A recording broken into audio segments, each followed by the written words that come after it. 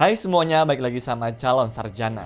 Tahukah kalian kalau ada sebuah pulau raksasa yang tidak akan kalian temukan di peta manapun dan tidak ada orang yang tinggal di sana juga? Iya, ini bukan cuma dongeng doang guys. Pulau ini terbuat dari sampah di mana bahkan bisa kita temukan di Samudra Pasifik yang sering disebut juga sebagai Great Pacific Garbage Patch. Mungkin banyak dari kalian pada mikir nih, kok bisa ada sampah segitu banyak di tengah-tengah lautnya sih? Oke, mungkin buat ngejawab itu guys, kita bahas aja langsung yuk. Seperti yang gue bilang tadi, letaknya tuh ini di tengah Samudra Pasifik ya, atau lebih tepatnya juga di antara Hawaii dan juga California. Miliaran sampah plastik terperangkap oleh arus laut di sini teman-teman.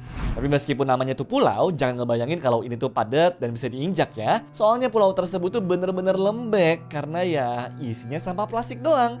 Tapi siapa sih yang pertama kali nemuin pulau sampah ini? Jawabannya adalah Kapten Charles Moore pada tahun 1997 lalu. Jadi waktu dia tuh lagi nyebrang lewat rute yang jarang dia lewatin di lautan, tiba-tiba aja tuh guys dia dibuat kaget karena ngelihat air yang penuh dengan plastik.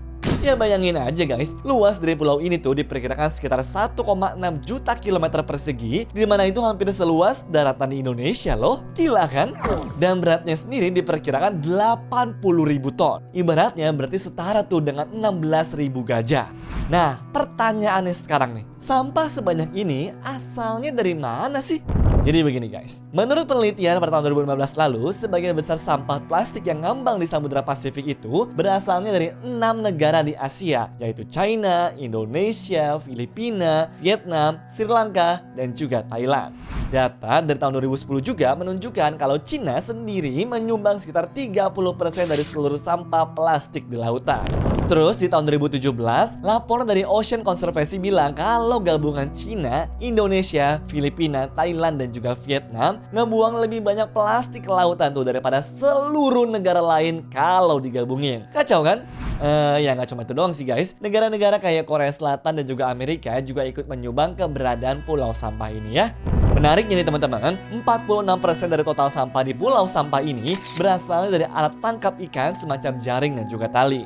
Dan sedihnya, banyak dari plastik yang ada di sana tuh susah buat hancur kan? Yang sekalinya hancur, berubah tuh guys menjadi mikroplastik dalam bentuk partikel kecil yang akhirnya apa? Termakan sama ikan-ikan dan juga hewan-hewan laut lainnya. Tapi bingung gak sih kalian? Kok bisa ya sampahnya tuh ngumpul di satu tempat doang?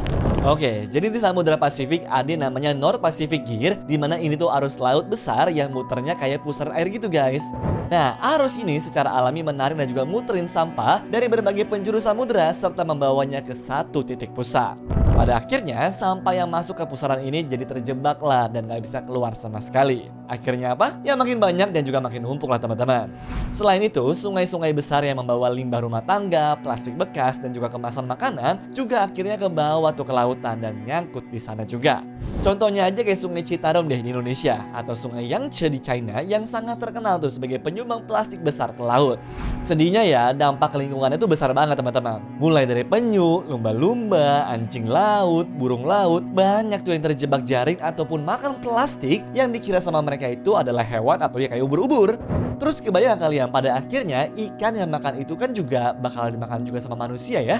Yang berarti mikroplastik itu juga masuk tuh teman-teman ke dalam tubuh kita. Dan yang mungkin orang-orang tuh pada nggak sadarin adalah sampah yang ngambang juga bisa menghalangi sinar matahari masuk ke lautan, di mana bisa ngerusak plankton serta terumbu karang juga. Kalau lama-kelamaan terus kayak begini, ya tentulah industri perikanan juga pariwisata bisa terganggu teman-teman. Yang bikin makin jadi bingungin juga teman-teman karena Great Pacific Garbage Patch ini beradanya di perairan internasional. Sehingga tidak ada satupun negara yang merasa wajib untuk beresin. Ya makin kelamaan ya makin numpuk dan juga makin meluas lah.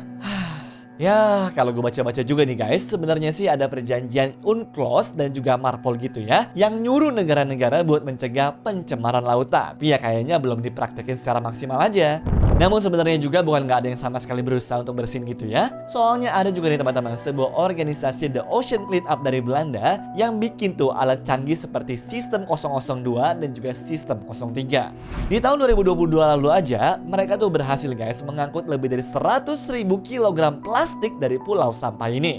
Cuma jelas mahal banget biayanya guys dan juga tidak ada negara yang mau kerja sama tuh buat bersihin ke sana juga.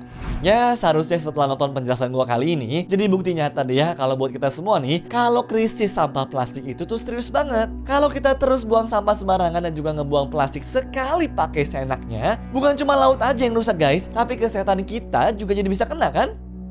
Anyways, cukup sampai di sini ya guys video hari ini. Sampai jumpa di video selanjutnya. Dah.